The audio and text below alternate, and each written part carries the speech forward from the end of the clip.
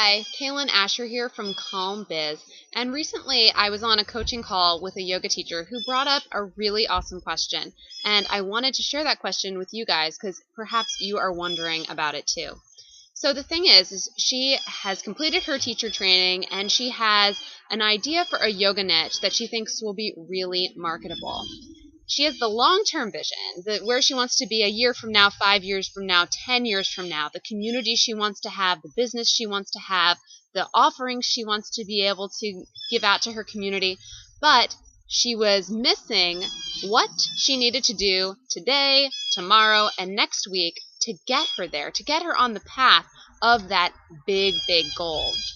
So I offered her some strategies that I want to share with you that hopefully will give you some ideas about how to make that transition from where you are today to where you want to be long term in your yoga career. So these are 3 things that you can implement relatively easily and for little or no money in your yoga business to start making a difference.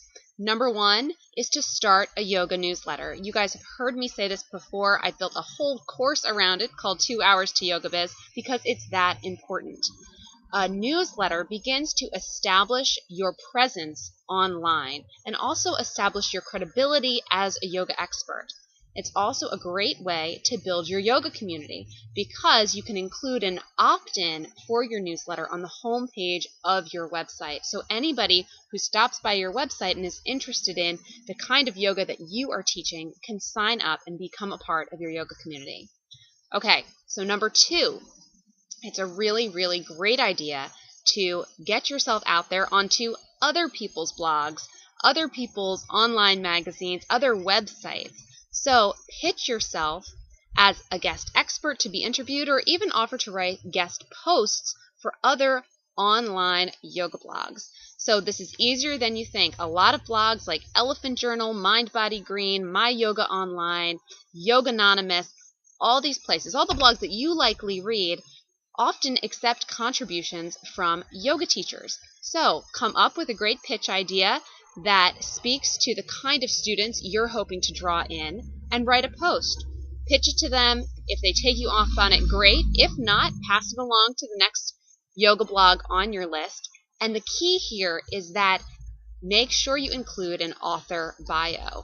All blogs are going to ask for you to include maybe 50 to 75 words about yourself. So don't just write about you and your yoga teaching and how much you love it. Include a call to action that invites the people who really enjoyed reading that guest post to come back over to your website and sign up for your newsletter. So you see how that's beginning to tie together. The last thing that I want to offer you today, tip number 3, is to network with other yoga teachers and yoga entrepreneurs that you feel like have really hit their stride in their own businesses. They should be a few steps ahead of you, have a bigger yoga community and bigger email list than you, and you should begin to build a relationship with them. Why do you want to do that? Because yoga teachers like that think big, and they love helping newer yoga teachers and newer yoga entrepreneurs along in their own careers. So if they're having a yoga speaker series or they're looking for an yoga expert in your niche to interview for their community, they're going to be in touch with you and get you in front of this beautiful yoga community, this bigger yoga community that they've built, and you're going to get visibility in front of hundreds, maybe thousands of new eyes that didn't know you were out there before. So quick recap: start a yoga newsletter, guest post for other yoga blogs, and start reaching out to big time yoga experts who are doing great, amazing things, and just introduce yourself. Build a relationship. It's not about asking for something up front. It's a great idea to even offer something, offer to write something for their blog and be a guest post there. You know, people are always looking for content for their blogs. So I encourage you to do one thing now that is going to make a difference in your yoga career tomorrow.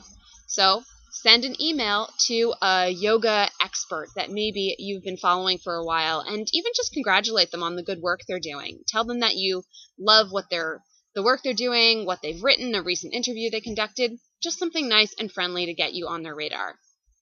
Or decide on a yoga blog or a yoga online magazine that you maybe want to send a guest post to, and write up a short pitch and send it their way. Or start to do some research about starting a yoga newsletter. Check out Constant Contact or MailChimp or one of the other newsletter services and see if you can get that underway.